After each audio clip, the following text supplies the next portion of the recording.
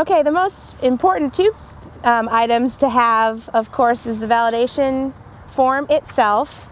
And Mr. Schneider has a process in Robertson County where his secretary will already have this filled out of students' names, exhibitors' names and addresses, as well as some of the other information prior to coming to validation by his secretary, and then if everything's correct, they can go ahead and move on from there.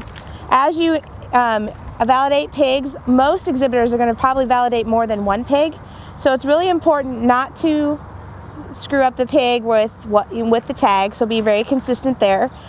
We asked for a breed, although we do know, of course, that some of those will be classed into crosses or something like that. And then the ear notches, and something that we've added in few more recent years is having the cross on that ear, and knowing that your ear notching system starts with 1 notches down here near the lobe of the ear, 3s, 9s, and 27s. One of the things that we suggest is, because some of these pigs are notched at a very young age, and some breeders aren't as comfortable notching, is that if you have one that maybe is in the middle between a 1 and a 3, or you can't quite tell if it's a 9 or a 27, go ahead and call it what you think it is, but draw it exactly where it is. So if you think it's in the middle and you go ahead and draw it in the middle, then there'll be less confusion later. So once again, drawing that ear into quarters, you can have 2 notches in each quarter. 2 number 1s, obviously you add them together and that would be a number 2. The next quadrant is where the 2 3 notches could be. And if you think about it, 1 times 3 is 3, 3 times 3 is 9.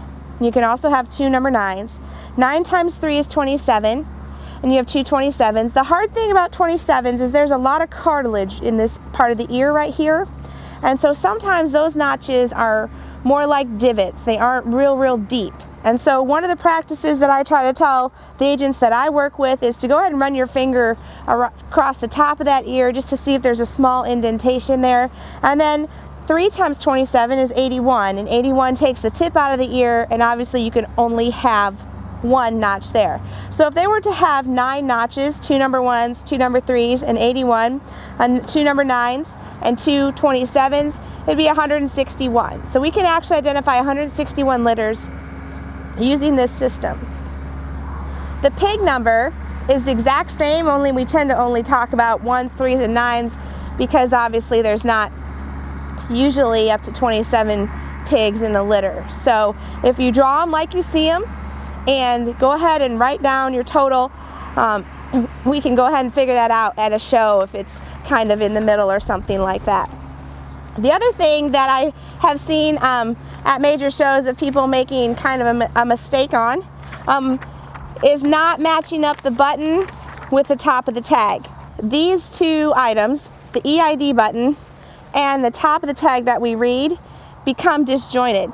And if you look closely, the last 5 digits of this 15-digit number are the 5 digits on the outside of the tag that are bigger that we can read.